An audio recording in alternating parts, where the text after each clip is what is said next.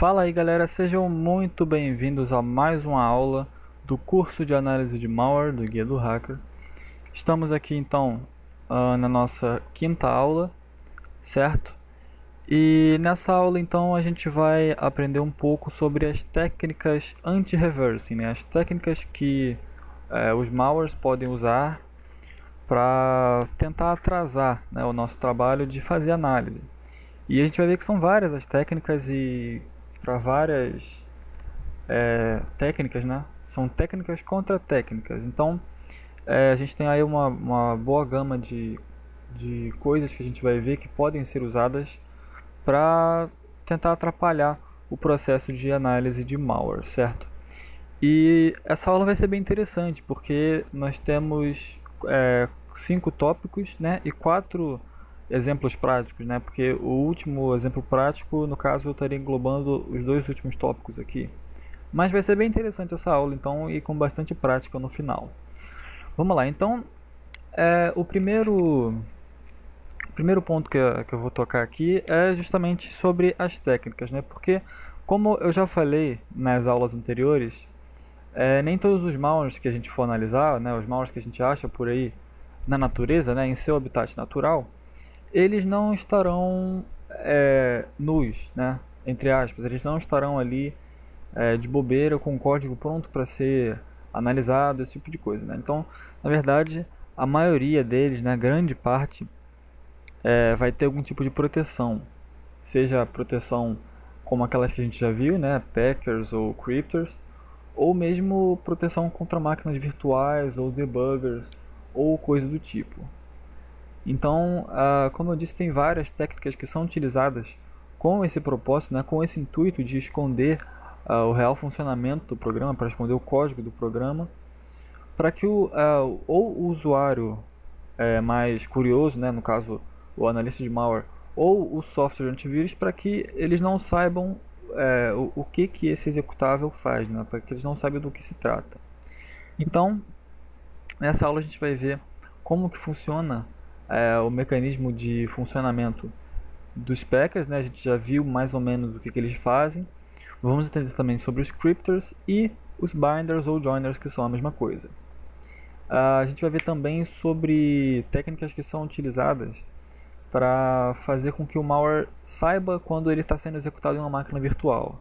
Atualmente tem bastante isso, alguns trojans inclusive têm essa opção por padrão, né, para detectar quando ele está sendo executado em uma máquina virtual. E para técnicas que são utilizadas para fazer com que o malware saiba quando está sendo utilizado em um debugger, né? Bem interessante isso também. E como eu disse, no final a gente vai fazer alguns exemplos práticos. Então, antes de tudo, vamos começar com os packers, né? Vamos seguir aquela ordem lá. Então, como a gente já viu anteriormente, os packers eles são programas que usam algoritmos, né, tanto de criptografia, tanto de criptografia quanto de compressão. Eles usam certos algoritmos que fazem com que o tamanho do programa, o tamanho do executável, no caso do malware, seja menor. E isso embaralha o código, né? Como ele está mexendo com o código do programa para deixar menor, se a gente for tentar fazer uma análise estática, a gente não vai achar nada de interessante.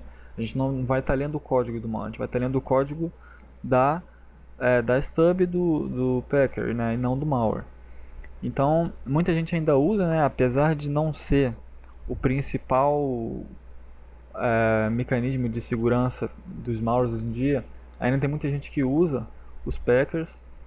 E quando eles são executados, né, quando a pessoa comprime um malware usando um packer, esse malware compactado, quando ele é executado, o próprio packer ele vai se responsabilizar por fazer lá as operações, vai fazer o contrário do que ele tinha feito, né? Antes ele tinha compactado, fez todas as instruções e agora ele vai fazer o contrário, ele vai descompactar. E aí depois disso, ele joga o arquivo descompactado na memória, né? Ele pode criar um novo processo ou ele pode simplesmente sobrescrever o próprio processo, como é o mais comum. Então aqui embaixo a gente tem dois esquemas, né, de dois programas. Um é o arquivo comum, esse aqui da esquerda é o arquivo comum que está normal, E o da direita é o arquivo compactado, certo? Então a gente pegou esse arquivo comum, usou um packer e o arquivo gerado compactado é esse aqui. Essa tabelinha aqui com essas estruturas, se eu não me engano, eu mostrei alguma coisa parecida na segunda aula, né? Quando a gente falou sobre a estrutura do Windows, sobre o modelo do arquivo PE e essas coisas, né? Eu devo ter mostrado uma imagem parecida com essa daqui.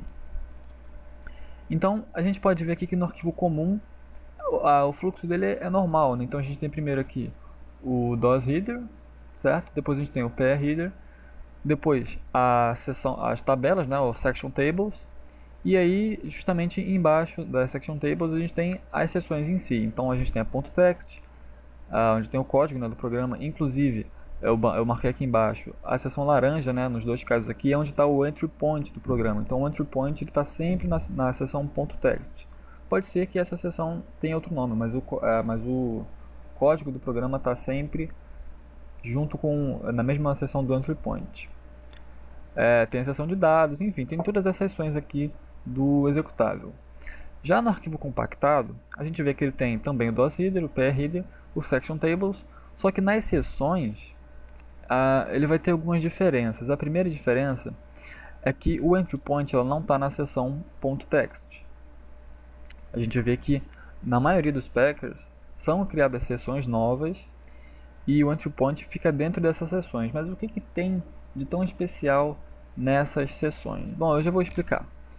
Mas a gente tem a seção onde está o entry point e em outra ou outras seções, né, pode ser uma ou mais, vai estar o código do programa que foi compactado. Então nesse caso aqui, desse programa, tem a seção unpack stub e tem a outra seção chamada packed data, ou seja, são os dados que estão compactados, que é justamente o programa que foi compactado. E aí dentro a gente consegue ver a estrutura, né, desse programa aqui dentro. Só que no caso aqui, como são representação, né, na vida real, né, nos programas mesmo, não é assim, porque o código está todo compactado, a gente não consegue ver nada. Mas como eu estava dizendo, o que tem de tão especial na Unpacking Stub? Bom, como o entry point está dentro dessa seção, o código que tiver dentro dela é o que vai ser executado.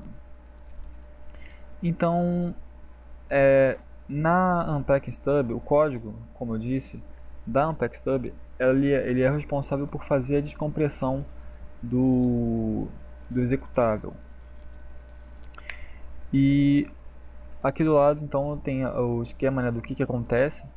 Então, na compressão, as seções do executável são comprimidas, né, todas as seções, inclusive o DOS header, o PE header, o section table, tudo do executável é compactado.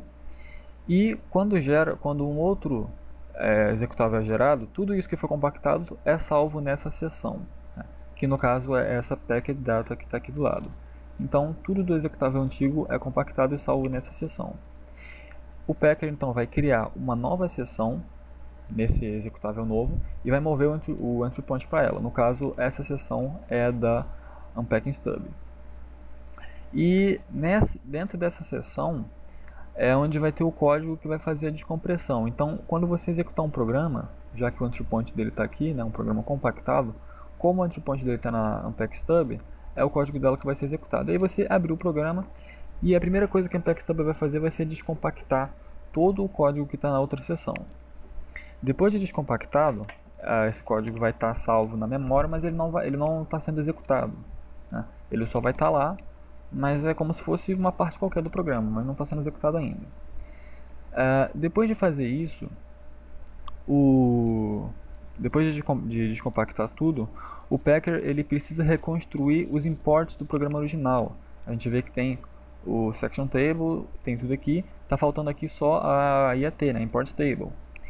E o programa original ele precisa disso para ser executado, porque senão o Windows não vai saber quais funções, né, de quais bibliotecas ele tem que carregar. Então o packer ele vai reconstruir os imports. E uma coisa bem interessante é que ele usa justamente aquelas duas funções que a gente já conhece, a load library e a get proc address, porque com essas duas funções ele consegue chamar quaisquer funções de quaisquer bibliotecas Windows API toda, certo? Então, com essas duas funções, é por isso que essas duas funções são tão especiais para os Packers, porque são com elas duas que ele vai reconstruir os imports do executável original, certo? Então, depois de descompactar todo o código, colocar na memória e de reconstruir os imports originais, aí ele vai mover o, o EIP, né, que é o endereço atual dele, né?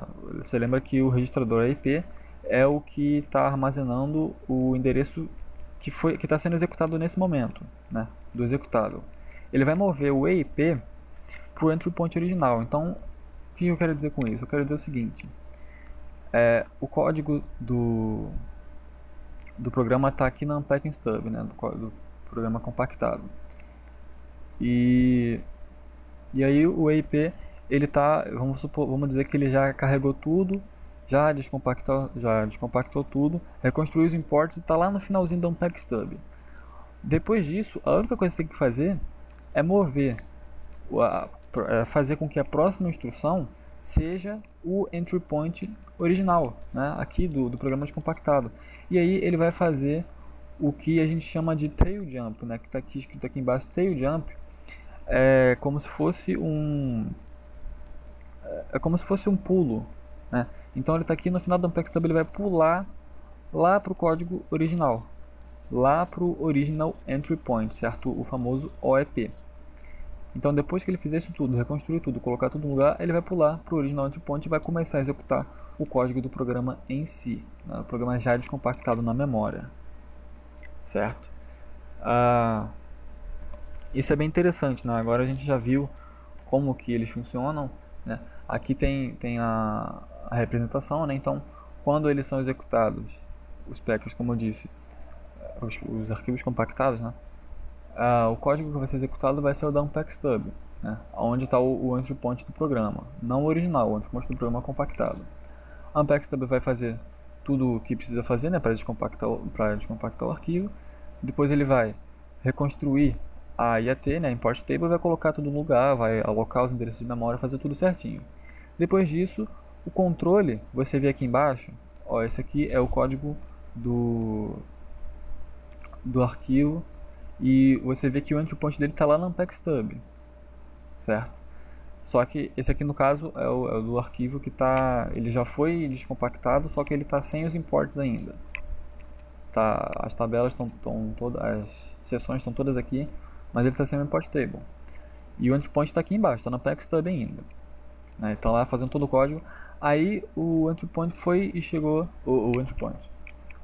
a execução do programa chegou na parte em que ele faz a reconstrução dos imports, né, do programa original. E aí o modelo do arquivo vai ser mais ou menos esse aqui. É a mesma coisa, só que com os imports aqui no final, porque ele já foi reconstruído, certo? E depois de fazer os imports, ele pula lá para cima para onde está o entry point original do programa. E aí ele começa a fazer a execução do programa em si, na seção .text aqui. Beleza? Então, esse que é o funcionamento do Packer, é isso que ele faz. E é bom a gente entender então por que ele usa aquelas duas funções, né? Porque até então a gente só sabia que aquelas funções eram quase sempre presentes em Packers, mas a gente não sabia o motivo, né, para ele usar essas funções. Agora a gente sabe, né? E uma coisa interessante é que os Packers, como eles usam essas duas funções, a getProcAddress e a loadLibraryA, como eles usam essas duas funções para conseguir as bibliotecas e as funções do programa original, existem alguns packers que, ao invés de usarem a loadLibrary para carregar as DLLs, eles fazem o seguinte: eles carregam as DLLs, certo? Mas eles carregam apenas uma função de cada DLL. Então vamos supor, eu tenho lá um programa que ele importa funções da kernel 32.dll, da DVAPI 32.dll e, sei lá, da winnet.dll, dessas três DLLs. Ele importa várias funções de todas essas três. Quando eu compactar esse arquivo com esse determinado packer, O arquivo compactado, ao invés dele ter só duas funções da kernel 32, que no caso são aquelas duas, né, a load library e a get proc address, ao invés dele ter só essas duas, ele vai ter 3 DLLs, que são aquelas três na kernel 32, a DVP 32 e a WinNet, são aquelas três que já tinham no antigo, só que em cada DLL ele vai ter apenas um import, né? Não importa qual que vai ser, ele vai ter apenas um. Por que ele faz isso? Para evitar o uso da load library, certo? Porque a load library ela é que é responsável por carregar as DLLs. Como ele já carregou as 3 DLLs que ele não precisa mais dessa função. Ele precisa só da getProcAddress, né, para ele pegar os endereços das outras funções que ele precisa. Então, alguns packers eles fazem isso, não são todos. Eu não me lembro aqui agora de nenhum, mas se eu não me engano, o ASPack faz isso. Se eu não me engano, talvez eu esteja enganado. Na verdade, eu realmente não lembro o nome do packer que faz isso, mas eu tenho certeza que tem um que faz, pelo menos um. Mas esses aí então são os packers, né? Tem aqui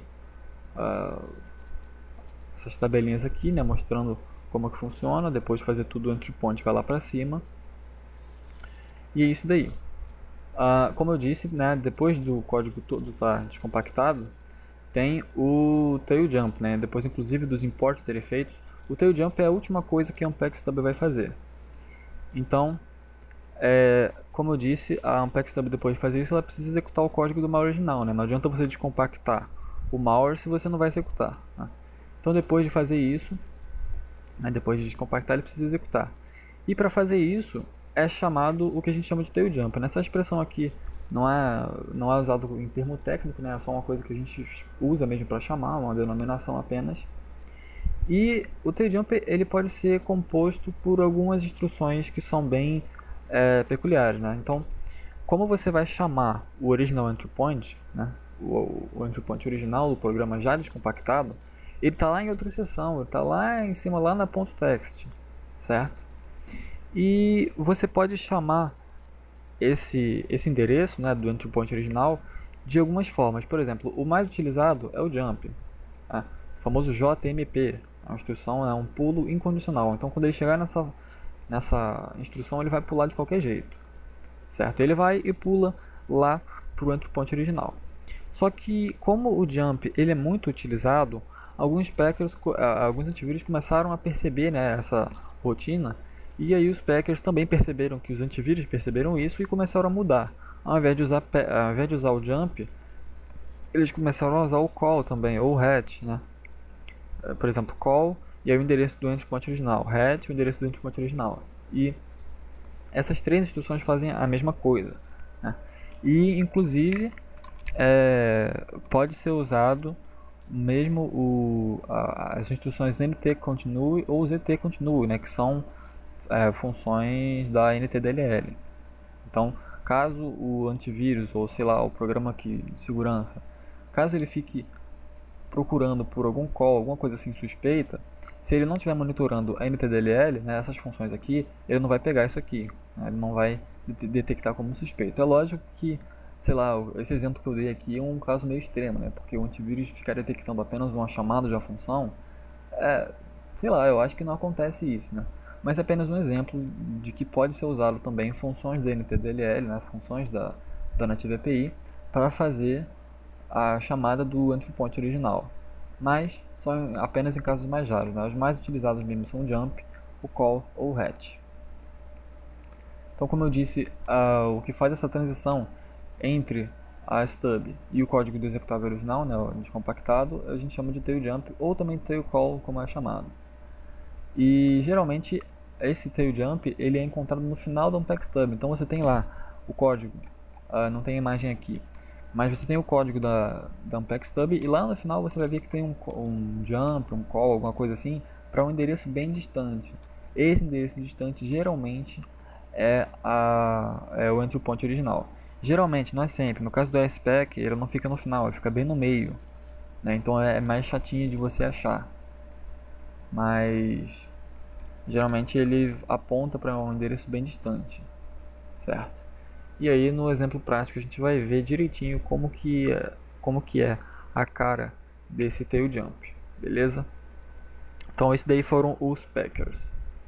Bom, os cryptors, eles são programas que eles são desenvolvidos geralmente em Visual Basic 6 ou em Autoit, né? Atualmente também estão fazendo muitos scripters em Autoit, que é uma linguagem que não é muito utilizada, justamente por isso que eles estão usando. E como o próprio nome diz, eles são programas que eles criptografam o código do executável, né? Que geralmente é um malware. Tem algumas versões aí que são pagas, né, de cryptos, e aí eles dizem que são programas para você criptografar seus dados e que você vai ter mais segurança para sua empresa, etc.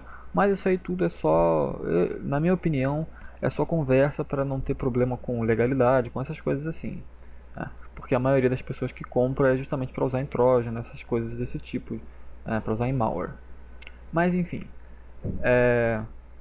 quando você pega um malware que tem a proteção de um crypto, é praticamente impossível você fazer análise estática dele. Não dá, não tem como, não adianta. Você tem que arrumar um jeito ou de tirar essa proteção, que eu acho muito complicado, ou você simplesmente parte para análise dinâmica, certo? Mas vamos entender então o funcionamento do crypto. Então o cryptor ele vai criptografar os dados e eles usam algoritmos que são específicos, né? O autor do cryptor é que vai escolher esses algoritmos. É, Quando eu falo autor, seria a pessoa que compilou o projeto, né? Porque atualmente, se você pausar o vídeo, abrir uma nova aba aí no navegador, abrir o YouTube e escrever como criar um cryptor, escrever exatamente essas palavras, como criar um cryptor, vão ter mais de 10 páginas aí só de vídeo de gente ensinando a criar crypto, né? A maioria deles você vai ver que é no Visual Basic 6. Só que todo mundo que está ali, eu duvido que tem alguém que saiba exatamente o que aquele código faz, né? Todo mundo que está fazendo isso só copia e cola, né? Muita gente não sabe o que está acontecendo, não sabe o funcionamento. Por isso que é bem importante que você saiba o que acontece quando você clica duas vezes no botão, quando você abre o malware, o que ele faz. Por isso que eu acho muito importante isso, porque muita gente não faz ideia do que está fazendo. Mas enfim, esses algoritmos eles são definidos e geralmente, né, como as pessoas não sabem programar, as pessoas que fazem isso não sabem programar, eles não mudam muito. Então, quase sempre você vai achar os algoritmos RC4, né, que é um algoritmo de criptografia, ou alguma implementação do Shor. O Shor também pode ser, ele não é um algoritmo de criptografia, mas ele pode ser utilizado. E no exemplo prático de crypto a gente vai ver um crypto bem simples que é possível fazer usando o Shor. E eu vou explicar também o que é o Shor, né? Talvez você não saiba. Se você for programador, você já deve ter ouvido falar, ou talvez saiba o que é. Mas caso você não saiba, eu vou explicar isso no exemplo prático, eu não vou me aprofundar aqui agora. E além do algoritmo de criptografia, tem a chave de descriptografia, né? A senha de descriptografia, que também é definida pelo autor. E aí o cryptor, como qualquer outro programa, ele vai ter três etapas, né? A entrada, o processamento e a saída. Então na entrada, o que vai acontecer na entrada? Você vai colocar o malware, né? A gente pode ver esse fluxo aqui de baixo, onde está aqui o mouse aqui embaixo. A entrada é quando você pega o malware e coloca ele para dentro do crypto, né? Você abre o crypto, clica em selecionar arquivo e abre o malware. Essa é a entrada. E aí você clica em criptografar, ele vai gerar um novo arquivo. Enquanto ele está gerando esse novo arquivo, está acontecendo o processamento, né? Que aí vai ocorrer a criptografia desses dados e vai ter a inclusão da stub também no início do executável, assim como acontece no Packer, né? Então, quando você abre um programa que está criptografado, o que vai executar não vai ser o malware que você criptografou, vai ser a stub. E a stub vai fazer a descriptografia. E aí a saída, no caso, é quando o novo executável é gerado, né? Que é o malware criptografado. Beleza, então são nessas três etapas aí que acontece a geração desse novo malware que foi criptografado. Deixa eu só ver uma coisa aqui. Beleza. Então, aqui do lado, na direita, né, tem outro fluxo aqui, que é o que acontece quando você abre um malware que está criptografado, né? Que alguém utilizou um cryptor em cima dele. Quando você abre, o código que vai ser executado vai ser o da stub, certo? Beleza. A stub vai descriptografar o conteúdo do malware, só que ao contrário do Packer, os Packers eles geralmente descriptografam, descompactam na verdade, e só que o código descompactado ele é sobrescrito pelo próprio processo do Packer, né? Ou seja, você abriu um arquivo que está compactado, a stub vai descompactar, só que o código descompactado vai ser executado no próprio programa que você abriu, no próprio processo que você abriu. No Cryptor já é diferente, por isso que ele é mais chatinho de você fazer análise. Por quê? Porque a maioria deles, eu acho que quase todos, eu nunca vi nenhum até hoje que não faça isso, mas quase todos eles geram um novo processo. Por isso que é chato de você ver no debugger, né? Porque o debugger você está vendo um processo só. Quando ele gera outro processo, ele já não faz parte mais do seu debugger, né? Ele já está executando independentemente. Por isso que é, né, mais chato e mais arriscado também. Então ele vai criar um novo processo e ele vai mudar o estado desse processo para suspenso, certo? Existem vários vários estados de processo, né? Executando, suspenso, aguardando alguma coisa, enfim. Tem vários estados de processo. Um deles é o suspenso. Quando você suspende um processo, toda a execução dele para e ele fica lá parado esperando a entrada de algum dado ou esperando alguma função que resuma esse processo, né? Que mude o seu estado novamente para o ativo. Então, depois de mudar o estado do processo para suspenso, o processo ele vai parar. Ele está vazio, não tem nada dentro dele, porque ele só criou um novo processo, não tem código nenhum dentro dele. Mas você lembra que antes disso ele já descriptografou, certo? E aí, como ele já tem o código do malware descriptografado, ele tem salvo em algum lugar da memória dele, ele vai injetar esse código nesse novo processo que foi gerado, certo? E depois que ele injetar esse código nesse novo processo, ele vai fazer toda a alocação lá de memória, de dados, vai reconstruir a import table, vai fazer tudo bonitinho lá, o pair header. Depois que estiver perfeito, ele vai mudar o status. Lembra aqui que antes estava suspenso? Ele vai mudar o status para ativo e aí esse processo vai ser executado e o malware, você vê aqui até as cores eu mudei, né, para ficar correlacionado aqui, o malware vai rodar descriptografado na memória. Beleza? Então aqui do lado, nesse slide aqui a gente pode ver mais ou menos as funções que ele usa, né? Então, como eu disse, a diferença dos cryptors para os packers é que, principalmente, o propósito, né, o packer vai diminuir o tamanho do arquivo e o outro vai criptografar, né, geralmente aumentando. E o que acontece depois dessa ação, né, de você compactar ou descriptografar, né, quando você executa. Então, no packer, quando você executa, a memória do próprio processo é sobrescrita pelo código original. E no Cryptor, ao invés de ele sobrescrever o próprio processo, ele vai criar um novo processo e vai injetar o código dele nesse processo criado, certo? Então aqui esse stub cria um novo processo, que geralmente é com o mesmo nome do malware, né? Então, sei lá, o malware tá lá, plugin bancodobrasil.com.br, plugin bancodobrasil.exe. E aí você vai clicar duas vezes, ele vai gerar um novo processo com o mesmo nome, plugin bancodobrasil.exe, e vai finalizar o antigo. Então você nem vai perceber que houve essa troca. Ou ele pode simplesmente se injetar em algum processo que já existe, né, como explorer.exe ou então como o navegador padrão. Então ele vai setar o estado desse processo para suspenso e ele faz isso usando Por isso que é mais comum você ver ele criando um novo processo do que injetando em algum que já exista. Ele vai criar um novo processo, né, usando a função createProcess, e aí em um dos parâmetros dessa função é o estado do processo. A gente vai ver no próximo slide isso aqui. É o estado do processo que você tem como escolher para ele ficar como suspenso. Então ele vai criar um processo com o estado suspenso e aí ele vai usar a função writeProcessMemory, certo? Essa função aqui a gente já viu. E ela permite que você escreva código, né, na memória de algum processo. Beleza? Então, depois que ele fizer isso, ele vai, como eu disse, alocar todas as sessões, vai reconstruir a import table, vai fazer lá todo o esquema do pair header para não dar nenhum problema. Depois que ele fizer tudo isso, ele vai chamar a função resumeThread. Essa função aqui, você passa o handle do create process que foi feito, né? Então você criou um processo com, sei lá, você criou um processo, vamos supor que o ID desse processo seja 12. O ID no caso seria o handle, só estou usando outra linguagem aqui para vocês entenderem.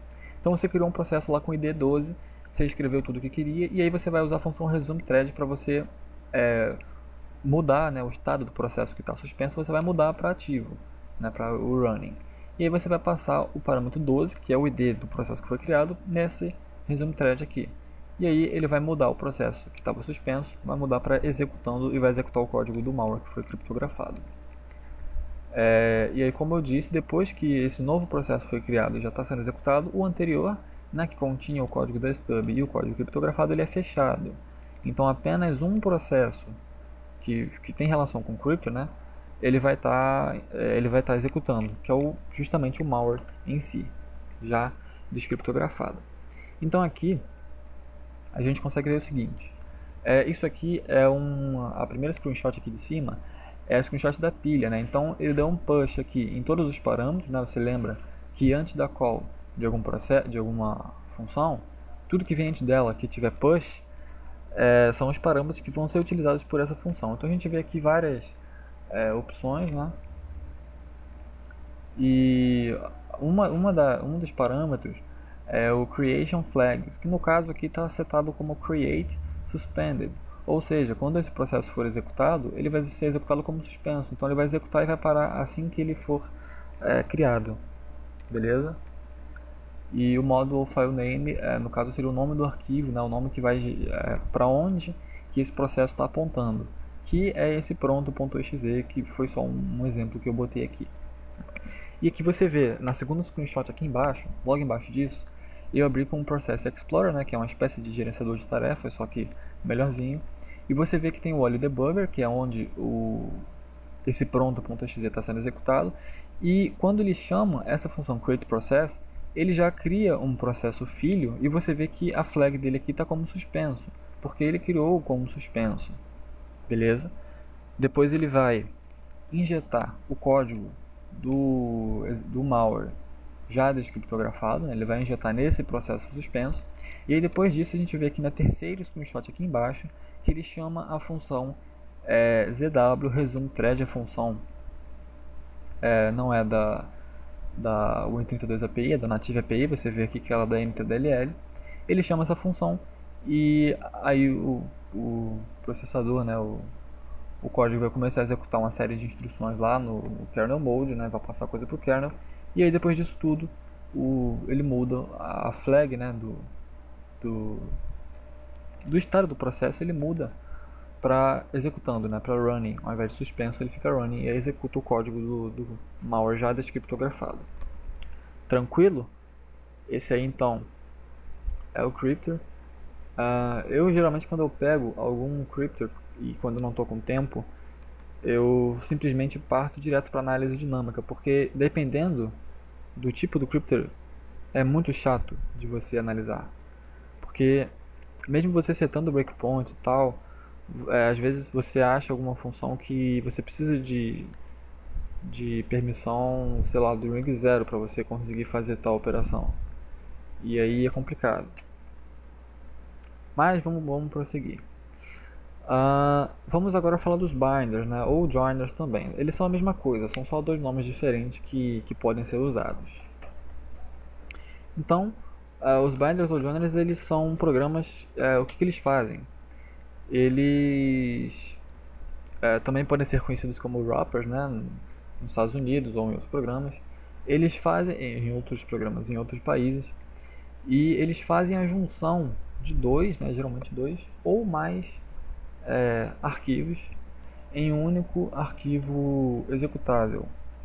Então, essa na verdade, se você parar para perceber, essa é a essência de um cavalo de Troia, né? O cavalo de Troia a gente já viu na primeira aula que o principal dele é você enviar um malware para a vítima, se passando por outra coisa, né? Então, quando a vítima abrir, sei lá, vai abrir uma foto, ou então outro programa, e junto com isso vai abrir o malware também.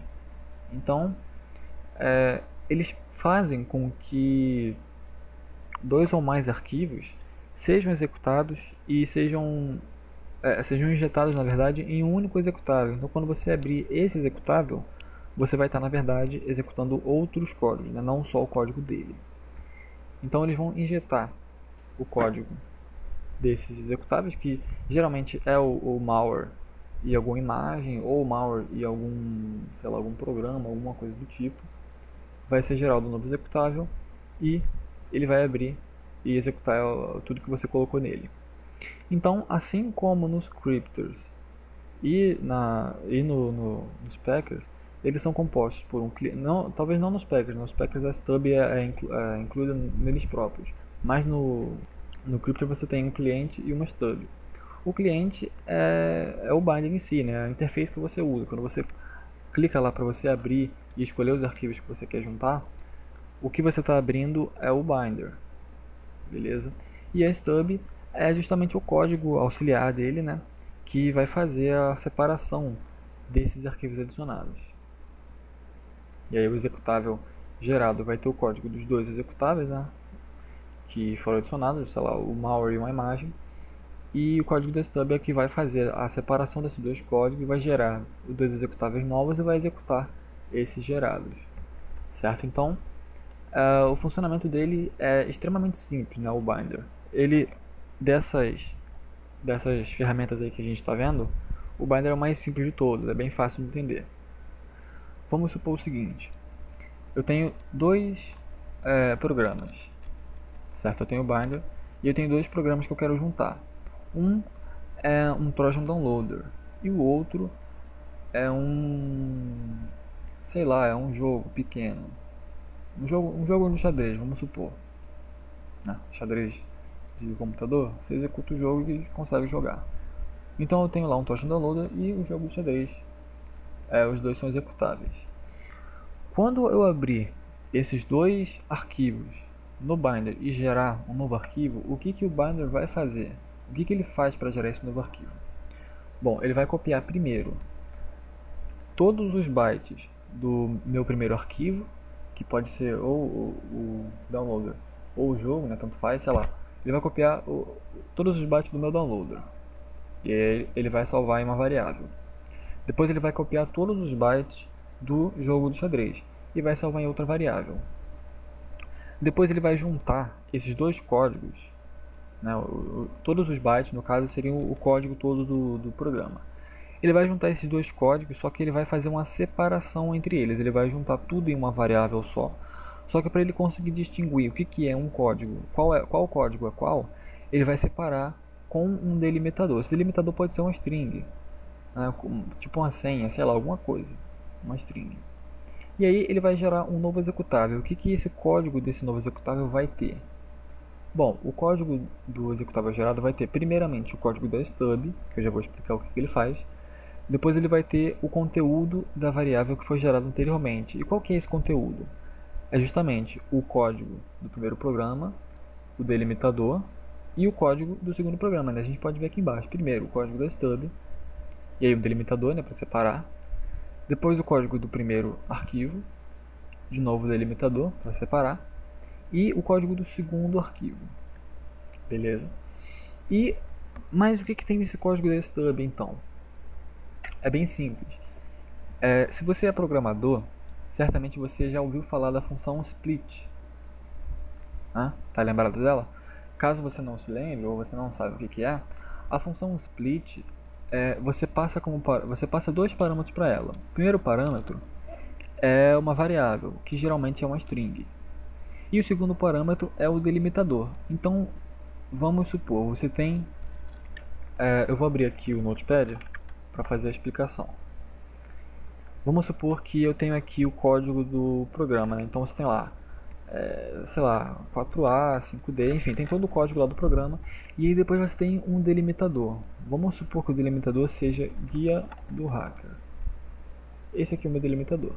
E aí você tem o código do segundo programa, né, tal.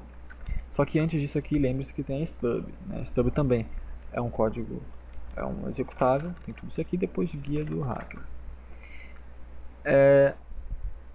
Beleza. E aí você vai usar a função, vamos supor, eu vou colocar isso aqui na variável. Então, sei lá, char código recebe isso daí tudo. Vou fazer um pseudocódigo em C aqui, só para mostrar. Então, como eu estava dizendo, a função split ela vai separar uma determinada string e vai gerar um array com essa string que foi separada, com os valores dessa string separada. Então vamos supor que eu use um split na variável código e o segundo parâmetro, que é o delimitador, foi o delimitador que a gente usou aqui, que no caso é guia do hacker. Então, guia do hacker. Certo? Depois que ele executar esse código aqui, né, depois que ele der split na variável código com esse delimitador, na verdade deixa eu atribuir isso aqui a uma outra variável que vai ser um array no caso. Vou chamar de char também e eu vou chamar de, sei lá, valores. Então o array valores vai receber o que for dividido nesse código aqui, né, na variável código. No caso, ele vai pegar o que tiver entre o delimitador. Então, antes do delimitador, a primeira vez que ele aparece aqui, antes dele é o código da stub. Então, esse aqui é o primeiro item, certo? Então, o valores 0, lembre-se que o array sempre começa a contar do 0. O array 0, ele vai ter o código da stub. O array 1, né, o valores 1, que no caso é o segundo, é o que tem depois do delimitador, é o código do nosso primeiro arquivo, que é o malware. E depois disso, ele vai ter o código que tem depois da outra aparição do nosso delimitador, que é o código do nosso jogo de xadrez, beleza? E aí, como eu estava dizendo, ele faz o split, ele salva cada um desses valores em uma variável. E depois disso, o que ele faz? Bom, o primeiro valor do split não é utilizado, que é o código da stub. A gente não precisa disso. Então, isso aqui não é usado. Mas os outros dois valores são usados. E aí, o que a stub vai fazer? Ele vai criar um novo arquivo, né? Vai usar a função create file e vai passar como parâmetro exatamente o código que foi tirado. Você lembra que antes, quando a gente adicionou o arquivo, o código dele ficou aqui, né? O código dele está aqui e o código do outro arquivo está aqui. Então ele vai criar um arquivo e vai passar os parâmetros dele e tal, e no conteúdo do arquivo ele vai passar o valores 1, que é justamente o código dele. Depois ele vai criar um outro arquivo, a passar os parâmetros direitinho, e no conteúdo ele vai passar o valores 2, que é o código do jogo de xadrez. Então ele criou dois arquivos, certo? E aí depois que esses dois arquivos são criados, ele simplesmente inicia, né? Então, sei lá, process.start, e aí ele vai iniciar os arquivos lá que foram criados, né? Sei lá, 1.exe e depois process.start. Opa. 2.exe. E aí depois que ele executar esses dois aqui, ele fecha o código da stub, né? Ele sai dele mesmo. Então, exit process. Beleza? Então esse aqui é mais ou menos como que o código dele funciona. Beleza?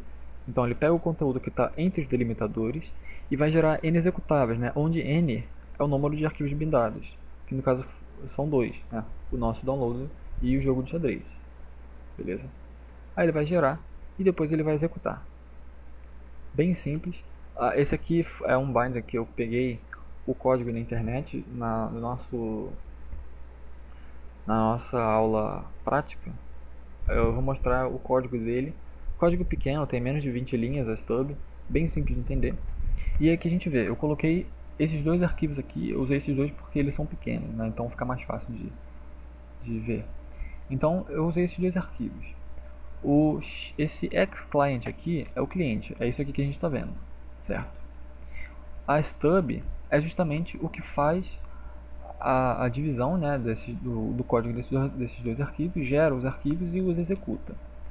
E o xbinded é o arquivo que é gerado com esses dois aqui. Então, você pode perceber que o xbinded ele tem 58 KB. E 58 KB é justamente a soma desses dois arquivos que foram selecionados, né? O 32 mais o 6, mais o tamanho da stub, que é 20, né? E vai dar 58 exatamente, que é o tamanho dele. E aí quando você executar, a stub vai gerar esses dois arquivos aqui e depois vai executar os dois. Beleza? Eu acho que eu tenho esse exemplo aqui. Deixa eu ver. Eu tenho aqui. E aí eu posso fazer o seguinte. Eu vou abrir.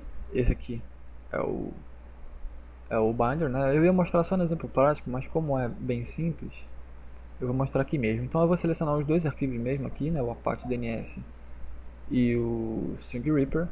Vou clicar em bind, ver que ele gerou aqui. O tamanho é justamente o mesmo. E aí eu vou clicar duas vezes e você vê que ele abriu aqui o String Reaper e logo depois ele abriu o Apache DNS. O Apache DNS demorou um pouquinho, demorou mais que o String Reaper. Eu imagino que seja porque o String Reaper é feito em assembly, né, então ele é muito mais rápido, e o Apache DNS, se eu não me engano, é feito na plataforma .NET, né, então isso meio que dá um delayzinho, mas você viu ali que os dois foram executados. Beleza? Então esse aí é o binder e eles são bem simples e tem gente ainda que usa hoje em dia, né? Apesar de não ser muito comum, ainda tem gente que usa. Mas é isso daí. Bom, vamos sair então dessa parte dos executáveis, né, de modificação de executável, e vamos para o próximo tópico, que é o anti-virtual machine, né, o anti-VM. Então, atualmente, a maioria, né, dos trojans e cryptos também, eles têm eles usam técnicas que permitem que ele perceba caso ele está sendo executado em um computador físico, né, como esse computador que eu estou usando aqui agora, ou dentro de uma máquina virtual. Né? Se você lembra da nossa aula em que eu falei sobre as máquinas virtuais, você deve lembrar que essa é uma das desvantagens de você usar a máquina virtual, né? Que o malware ele pode perceber que está sendo executado lá dentro, e caso ele perceba isso, ele pode mudar o fluxo do código, né? Ele pode executar de maneira diferente, ou ele pode simplesmente fechar ou tentar crashar a sua máquina virtual, certo? Então eles conseguem detectar essa presença, né, da máquina virtual de várias formas diferentes. É bem fácil fazer isso, porque as máquinas virtuais elas deixam vários vestígios, né? Ou no sistema de arquivos, né, criando arquivos de configuração, etc. No registro, principalmente, nos serviços, a máquina virtual, principalmente quando você tem aqueles plugins lá de melhora adicionados, né? Tipo aquele do VirtualBox que você tem que instalar para usar as funções de drag and drop, essas coisas assim, eles mexem muito nos serviços do registro. Né? Então na memória RAM também você acha e nos processos também. Então o método de detecção mais simples por processo, né, de detecção por processo é bem simples e nesse pequeno algoritmo aqui, de poucas linhas a gente consegue identificar. Então vamos supor que exista um array, né, uma função que retorne a lista de todos os processos que estão sendo executados no momento. Isso é possível fazer, só não mostrei aqui porque é desnecessário.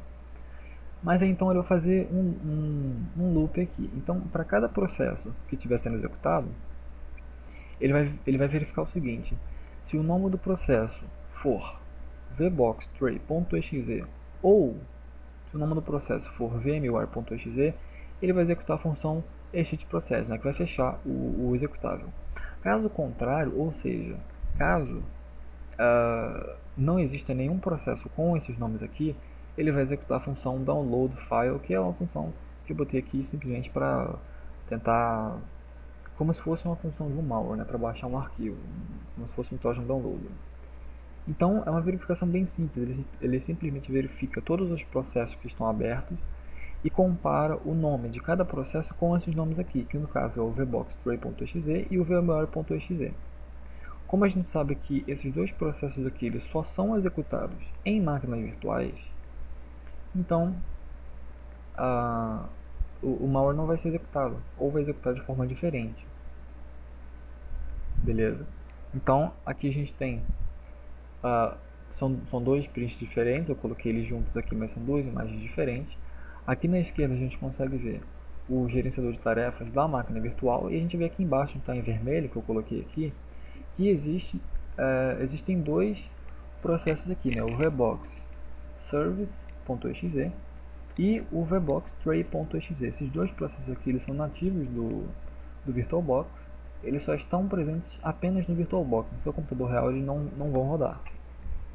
E aí, se o malware perceber que um desses dois processos aqui está rodando, quer dizer que ele está dentro de uma máquina virtual.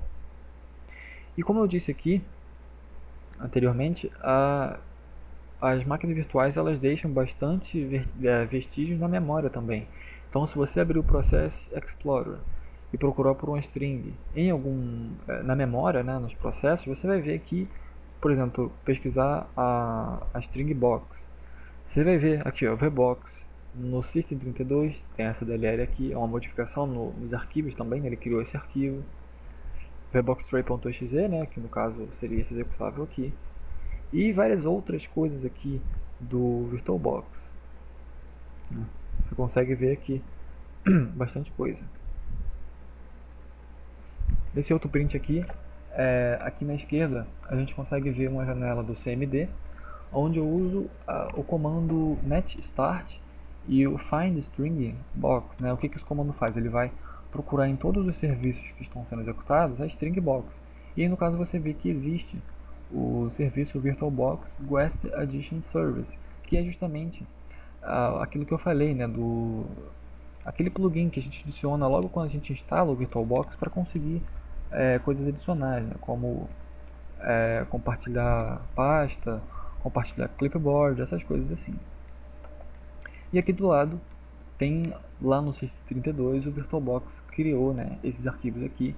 Então o malware ele pode, assim que ele executar, ele pode verificar se esses arquivos existem, né, ou se existe esse processo aqui sendo executado, ou esse serviço aqui sendo executado. E caso exista, ele simplesmente para de executar ou executa de forma diferente. Na maioria das vezes ele simplesmente não executa, né, ele fecha. Beleza? Então essas daí são algumas das formas que eles têm para detectar se estão sendo executados em alguma máquina virtual. Beleza? E como só voltando aqui, como a execução do malware pode ser diferente na máquina virtual ou no computador, como a gente viu aqui nesse código. Nesse código aqui é o seguinte: se ele detectar que está sendo executado em uma máquina virtual, ele vai fechar. Só que ele podia fazer outra coisa, ele podia, por exemplo, exibir um programa, ele podia abrir um outro form de algum programa legítimo. Então, por exemplo, vamos supor que você baixe um hack de jogo. Você foi lá no YouTube e aí você pesquisou para um hack de algum jogo, e aí você baixou. Só que está acusando como vírus. A maioria dos hacks de jogo acusa, né, o antivírus acusa como hack tools, essas coisas assim. E aí o cara do vídeo foi lá e disse: se você não confia, pode abrir uma máquina virtual que você vai ver que não está infectado. E aí você vai lá e faz o que o cara disse. Você baixa o suposto hacker, né, de jogo e abre na sua máquina virtual. Só que esse programa, ele tem essa verificação, ele vai saber quando você vai estar executando na máquina virtual.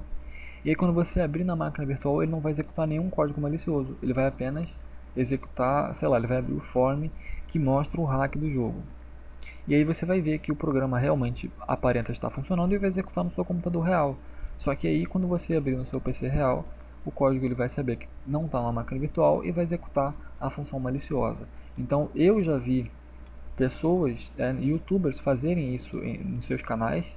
Geralmente são esses caras aí que fazem cryptos, né? Fazem, entre aspas, cryptos e postam gratuitamente por aí. E quase sempre eles usam aqueles modificadores de voz, né, para deixar a voz mais fininha. Provavelmente você já deve ter visto algum deles por aí. Mas eu já vi muito isso aqui acontecer. Né? E eles fazem isso justamente por causa dessa popularização das máquinas virtuais. Né? Então é sempre bom você tomar cuidado com isso daí, caso você for baixar alguma coisa, porque a execução do processo pode ser diferente dependendo do ambiente em que ele esteja sendo executado. Beleza? Então vamos falar sobre anti-debug. Essa é outra técnica anti-análise, né? A gente sabe que os debuggers eles servem para a gente analisar o código de um determinado arquivo, né? A gente pode inclusive alterar esse código em tempo real. Então, essa é outra técnica anti-análise. Então, o malware ele vai saber quando ele está sob o controle de um debugger.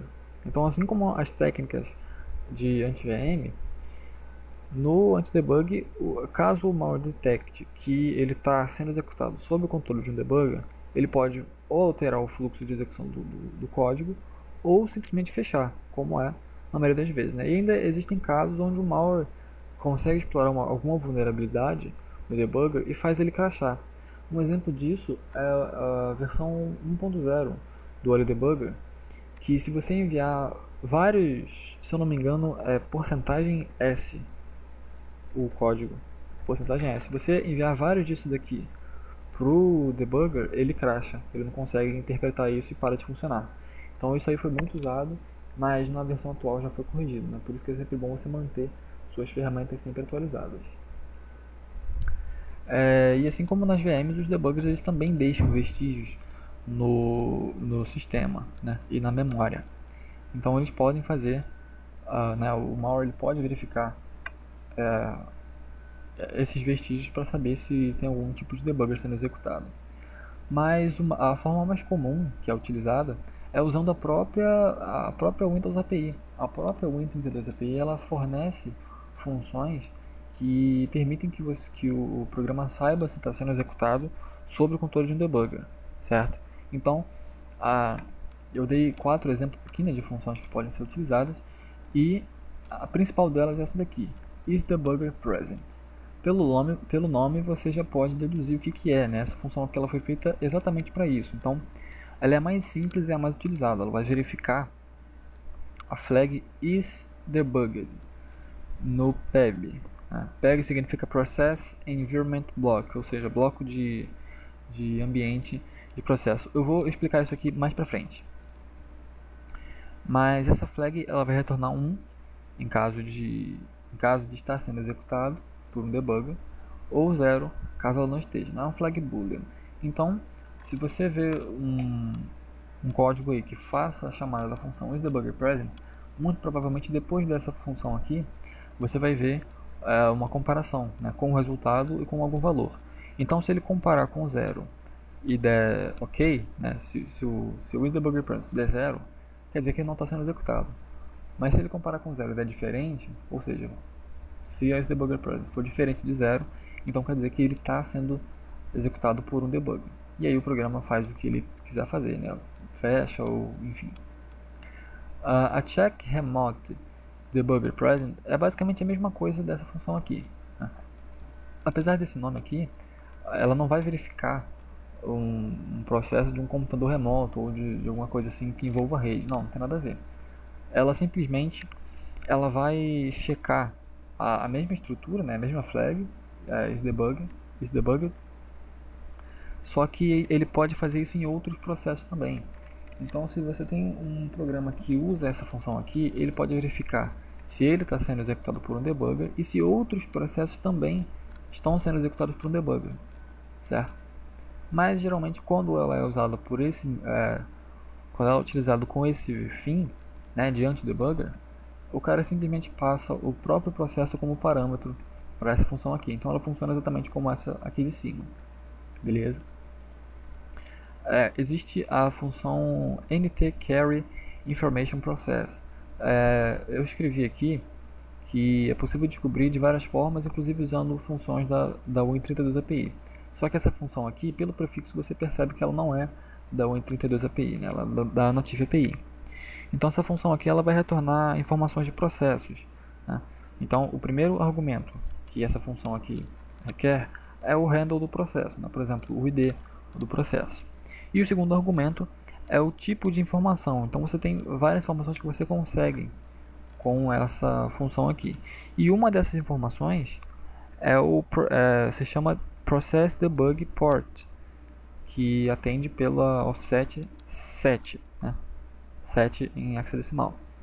E ela vai retornar diferente de 0 se ele não estiver sendo debugado, né? Diferente da função de cima, é mais ou menos o contrário, né? Se for 0, quer dizer que está sendo executado por um debugger. Caso não seja 0, quer dizer que ele não tem nenhum debugger sendo executado nele. E a função output_debug_string, ela, na verdade, ela não serve exatamente para saber se o programa está ou não sendo debugado, mas ela tenta enviar uma string para o debugger executar caso tenha algum debugger. Então é possível você usar essa função aqui para saber se está sendo debugado, porque veja o seguinte nesse código aqui do lado. Primeiro, eu estou setando uma variável erro aqui com qualquer valor, 1, 2, 3, por exemplo aqui. E aí eu uso a função setLastError para fazer o seguinte: se tiver algum erro no programa, algum erro de execução, qualquer coisa, ele vai passar o erro para essa variável erro aqui. Beleza? E aí depois ele chama a função output_debug_string e vai passar o parâmetro teste como argumento. E aí depois ele verifica. Se o getLastError, se essa função aqui for igual ao erro que a gente setou antes, veja bem, a gente setou antes de setar o erro, o setLastError, a gente disse que a variável erro vai receber o valor 1, 2, 3. Então, vê se você concorda comigo. Se o valor da getLastError for igual ao erro, for igual ao que a gente setou, quer dizer que não teve erro nenhum na execução desse código aqui. Se não teve erro nenhum, quer dizer que ele conseguiu passar essa string aqui para o debugger. Então, se ele conseguiu passar para o debugger, quer dizer que existe um debugger ali sendo executado. Beleza? Mas, se ele não conseguir passar essa string aqui para o debugger, ele vai dar um erro. E como a gente disse que qualquer erro a gente vai mandar para a variável erro, então aqui o getLastError ele não vai ter o valor da variável erro, que era 1, 2, 3. Ele vai ter o valor do erro, né? Sei lá, uma string de erro, algum valor hexadecimal, alguma coisa que vai ser diferente, do que a gente definiu aqui antes. E como ele deu erro, quer dizer que ele não conseguiu passar essa string para o debugger, quer dizer que não existe nenhum debugger ali. Então ele vai executar o código do download file, que é aquela mesma função lá que eu estou usando como exemplo. Beleza? Então pode ser usada essa função, output_debug_string, para saber se existe também algum debugger ali sendo executado. Também é possível fazer a verificação do debugger verificando as janelas que estão abertas, né? Ou os processos, assim como é possível fazer com as máquinas virtuais, é possível fazer com os debuggers também, né? Ou usando a função findWindow.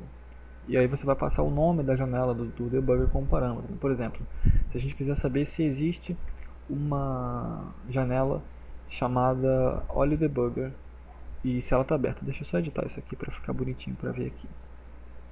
Se existir alguma janela cujo título seja OliDBG, se existir, então ele fecha.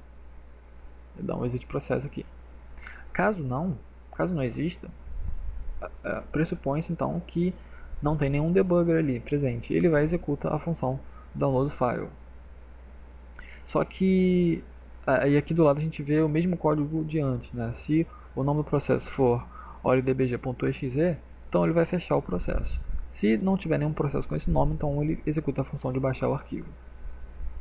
Só que isso aqui é muito fácil de burlar, né? Essa daqui principalmente, é só você mudar o nome do arquivo, que aí você muda o nome do processo também, né? E essa daqui, com o editor de hexadecimal, você consegue mudar o título da janela. Então essas funções aqui elas não são muito utilizadas, né? Até porque existem milhares de debuggers por aí, e você pode simplesmente baixar um novo que não esteja documentado, entre aspas, aqui pelo malware, e aí você vai conseguir passar por isso daqui. Por isso que elas não são muito utilizadas. Bom, e como eu disse, a função isDebuggerPresent ela checa uma flag do PEB, né? Do Process Environment Block, PEB. Mas o que é esse PEB então? Bom, vamos entender agora o que é. Bom, o PEB ele é uma estrutura do sistema operacional, né? Essa estrutura está presente em cada processo e essa estrutura ela vai armazenar diversos parâmetros de todos os processos que estão sendo executados em Ring 3, né, em User Mode. Essa estrutura funciona apenas para processos que estão rodando em User Mode. E essas informações elas são várias, né, tipo variáveis de ambiente, os módulos que são carregados pelo processo, né, as DLLs que são carregadas, o endereço do image base e outros endereços das DLLs que são importadas, no caso o status do debugger, né, que é o importante para a gente, que é uma flag boolean.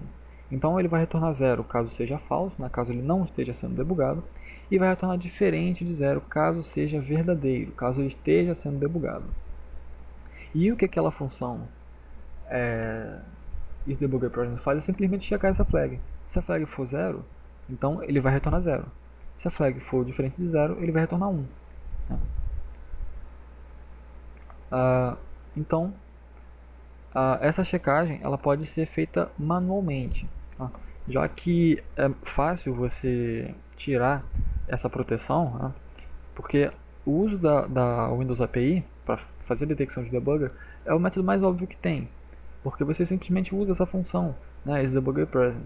E para você burlar essa função é muito fácil, é só você abrir com o debugger e mudar o resultado dela para 0, então ela sempre vai dar 0. E aí ela não vai detectar como se estivesse sendo executado em debugger. Mas você pode fazer a checagem, os malwares podem fazer a checagem dessa flag aqui manualmente no PEB. E eles fazem isso porque fica mais fácil para eles, né, para os malwares, para os autores de malwares, fica mais fácil para eles não serem detectados pelos analistas. Então essa aqui é a estrutura documentada do PEB. O PEB ele tem várias outras flags, vários outros parâmetros além desses aqui, mas esses aqui são apenas alguns que você consegue achar no site da Microsoft, né, da Microsoft Development Network. E alguns aqui você vê que são reservados, né, você não consegue saber o que é. E o segundo valor aqui é o bin debugger, é essa flag aqui que retorna 1 em caso de estiver sendo debugado ou 0 em caso de não estar sendo debugado. E aí você tem outras coisas aqui, por exemplo o LDR, que vai ter as informações sobre os módulos que são carregados. Você vai ter o Process Parameters, né, que como diz, são os parâmetros de inicialização do processo, né? Então, por exemplo, você tem lá o PX, e aí você passa o nome do arquivo como parâmetro. Então, a instrução que tem relação com esses parâmetros de inicialização, algumas informações dela ficam salvas aqui nessa flag, né? E aí você tem várias coisas aqui, mas essa aqui não é a estrutura completa do PEB. A gente vai ver agora que tem vários outros campos além desses aqui e alguns bem importantes também que servem como detecção de debugger, né? Então a gente vai ver isso aqui agora. Em um código assembly, o PEB ele pode ser referenciado pelo seguinte endereço: fs30 em hexadecimal.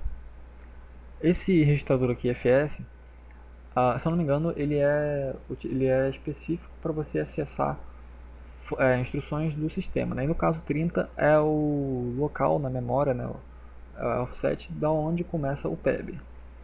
Então, em uma checagem manual dessa flag isDebugger do PEB, o malware ele precisa acessar esse endereço aqui, mais a offset correspondente à flag. E como a gente vê aqui que a flag isDebugger é a segunda, né?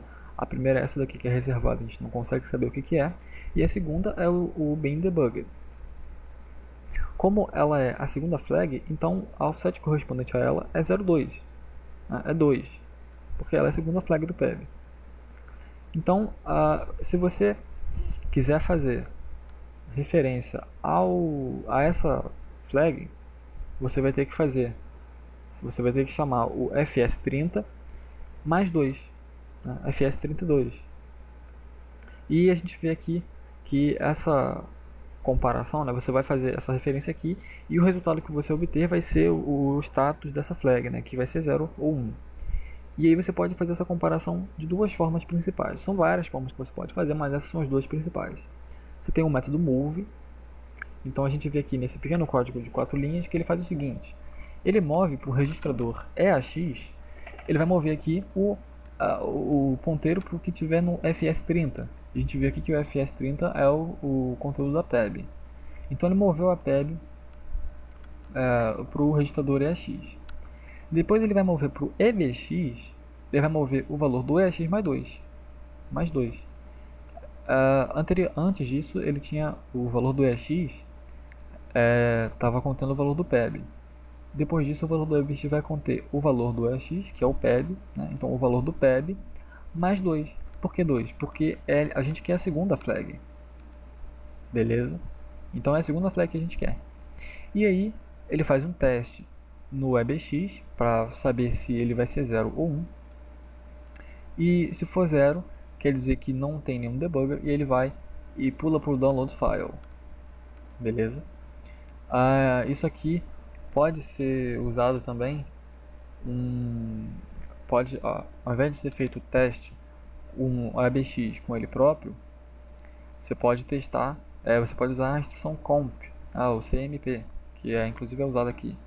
Mas se você usar para você comparar o ABX com 0, o jump aqui embaixo tem que ser JE, né? Então jump if equal.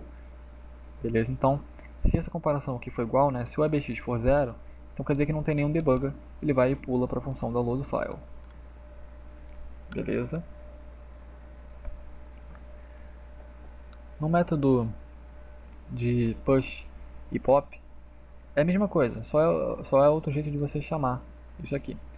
Então você vai colocar na pilha o que tiver, você vai colocar o primeiro valor do PEB na pilha, depois você vai dar um pop, você vai salvar esse valor que você tinha colocado antes, você vai salvar no registrador EDX, nesse caso aqui.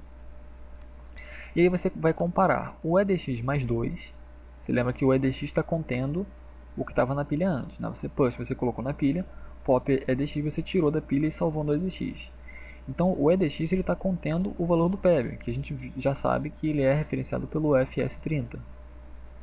E aí você vai comparar o EDX mais 2, que é o FS30 mais 2, 2 porque a flag isDebugged é a segunda flag, então ele vai comparar isso com 1. E a gente sabe que se essa flag for 1, quer dizer que tem um debugger sendo executado ali. Então ele compara com 1. E aí ele dá um JE. JE é jump if equal, né? Então se a comparação de cima for igual, ele vai pular para a função exit process e vai sair do programa, né? Então se tiver um debugger sendo executado, ele vai sair do processo. Beleza? Esses aqui são os dois métodos de você checar essa flag isDebugged manualmente. Mas existem outras flags também no PEB, não só a isDebugged, mas outras que não são documentadas. A Microsoft não gosta muito de documentar isso, justamente para evitar esse tipo de coisa, né? Ela alega que é porque o Windows está sempre em constante atualização e que os programadores não precisam saber disso daí para desenvolver os programas, porque pode dar erro de compatibilidade no futuro e etc. Mas é só conversa, né? A gente sabe que ela diz isso para os caras não fazerem besteira. Mas tem muito site aí que se compromete a documentar, né, por conta própria essas funções que não são documentadas. E aí eles acabaram descobrindo essas duas flags aqui, também do PEB. A flag é a process heap, que contém a offset 18, né? A offset dela é 18, e a flag nt global flag, cuja offset é 68. Então a process heap, ela vai conter essa daqui, né, process heap, ela vai conter um header com alguns campos que são utilizados para dizer para o kernel se a heap, né, você lembra na nossa segunda aula que a heap é a parte da memória que é a memória dinâmica, né? Então toda vez que a memória mudar, fizer alguma operação, alguma coisa assim, a heap ela vai se encarregar de destruir, né, os valores antigos e vai alocar novos valores. Então, se a heap, a gente tem que entender que quando a heap quando um processo ele é carregado por um debugger, a criação da heap ela ocorre de forma diferente do que se o processo tivesse sido executado normalmente, né, pelo loader. São diferenças pequenas, mas é possível perceber isso, né? Essa flag consegue perceber isso. Então, essa flag process heap, ela vai ter um header com alguns campos que vai dizer ao kernel se a heap do processo foi criada dentro de um debugger, né? Ele consegue ver essas diferenças e se ele perceber alguma diferença, ele diz para o kernel, ó, está sendo executado dentro de um debugger. E aí, ele seta essa flag para 0 caso não esteja em um debugger e para 1 caso caso tenha sido feito por um debugger. Isso aqui nessa flag process heap. E a flag nt global flag, ela também vai conter um header, né, com 3 flags, né, são flags dentro de flags. Então a nt global flag ela contém 3 flags.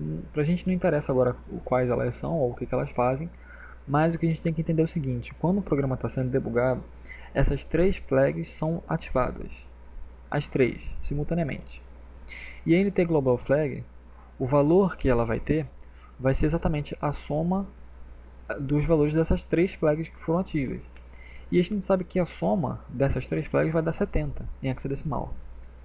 Então o que acontece? Se o valor dessa flag aqui, nt global flag, se o valor dela for 70, quer dizer que está sendo executado em um debugger. Beleza? Está sendo executado em um debugger. E aqui a gente tem os dois códigos em assembly também que mostram como que essa checagem é feita manualmente. Então aqui no process heap, ele move para o EAX, primeiro ele move o fs30, né, que é o valor do PEB. Em qualquer executável que você abrir, se você for lá no OLE, por exemplo, dar um Ctrl G e botar fs30, você vai cair no PEB, beleza? Então ele move para o EAX o primeiro valor do PEB, e aí depois ele move para o EBX o EAX mais 18. Você lembra que antes aqui ele movia o EAX mais 2, porque a segunda flag era o isDebugger. Já nesse caso aqui, como a offset do process heap é 18, ele vai mover para o EBX o EAX, né, que é o PEB, mais 18. Ele vai cair exatamente nessa flag aqui. E aí ele vai comparar o EAX mais 10, no caso o EAX mais 10 seria o que está dentro aqui do process heap, né? Ele vai pesquisar aqui dentro o valor, né, que ele vai fazer a comparação. E aí ele compara com 0. E o JNS significa jump if not equal, ou seja, ele vai pular se não for igual, se a comparação de cima não for igual. Então, se o EAX mais 10 não for igual a 0, ele vai sair do processo, ele vai finalizar. Beleza?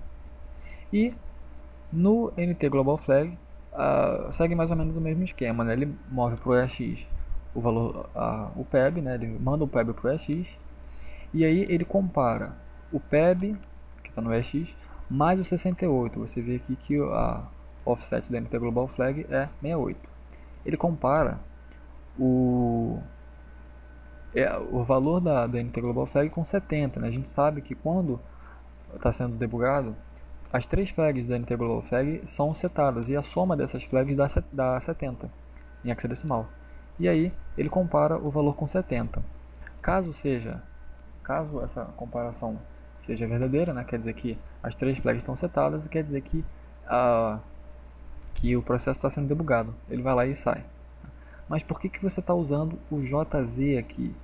Você pode ter essa dúvida. O JZ significa Jump If Zero, ou seja, ele vai pular se caso a Zero Flag seja ativa. Então é o seguinte, a função CMP, ela na verdade ela é uma função bit a bit, ou seja, ela vai comparar cada binário dos operandos, né? Então no caso aqui ele está comparando esse valor aqui, né, o EX mais 68, com o 70 em hexadecimal. O que essa instrução faz? Ela vai converter o 70 em hexadecimal para binário e vai converter isso aqui para binário também. E aí ele vai comparar cada número do binário. E como é que ele faz essa comparação? Ele subtrai. Como assim ele subtrai? Sim, exatamente. Veja, é mais simples do que parece. Eu vou escrever aqui, mas é apenas um exemplo, tá? Eu não estou afim de converter aqui para hexadecimal para binário, mas vamos supor que o A5, né, o valor A5 eu posso usar a calculadora do Windows. Vamos lá então, 70, né, vou colocar como programador aqui, e aí o 70 em hexadecimal, em binário é esse negócio todo aqui. 70 em hexadecimal é isso aqui. E aí ele vai comparar o EX, né, que é o PEB, mais o valor da NT Global Flag. Aí, sei lá, vamos supor que seja 68 mais 30. Opa, não dá pra fazer isso aqui. Espera aí, então. 98 para binário. Só uma comparação. A lógica é que não é assim que funciona. Não é assim que acontece. Mas aí o que essa função CMP aqui vai fazer? Bom, ele vai comparar cada binário com o de baixo. Então ele comparou aqui, os dois são iguais, beleza. Os dois são iguais, beleza. Opa, aqui os dois são diferentes. Um é 1 e o outro é 0. Então ele já sabe que esses dois valores aqui são diferentes. Ele faz isso subtraindo, né? Ele subtrai um do outro. Ele subtrai. E aí, 1 menos 1 dá 0. Dá 0. 1 menos 1 dá 0. 1 menos 0 dá 1. Então, ele faz a subtração e ele verifica. Se todos os valores forem 0, quer dizer que os dois valores aqui são iguais. Quer dizer que a NT Global Flag é 70. E como ele sabe que os dois são iguais, ele vai setar, já que ele fez a subtração, né, o resultado aqui vai ser 0, ele seta a zero flag como 0 e sai do processo, né? Ele vai finalizar porque ele sabe que está sendo debugado. Beleza? Por isso que ele chama o JZ aqui. Tranquilo? Então, essas aí são as técnicas, né, que são utilizadas para detecção de debuggers, de máquinas virtuais e todas essas ferramentas aí de anti-análise que a gente acabou de estudar agora, né? Nos próximos exemplos, então, a gente vai ver na prática como que cada coisa dessa daí acontece, né? E eu espero que vocês tenham entendido, gostado. Qualquer dúvida, você pode entrar na área do fórum e criar um tópico sobre, contendo a aula, né, o número da aula e a sua dúvida, que eu vou responder sem nenhum problema. Beleza? Então, se tiver alguma coisa aí, volta no vídeo, assiste de novo. E se não conseguir, dá uma aparecidinha lá no fórum e cria um tópico na área que eu vou responder. Tranquilo? Então, eu vou ficando por aqui. Bons estudos e eu te vejo na próxima aula. Valeu!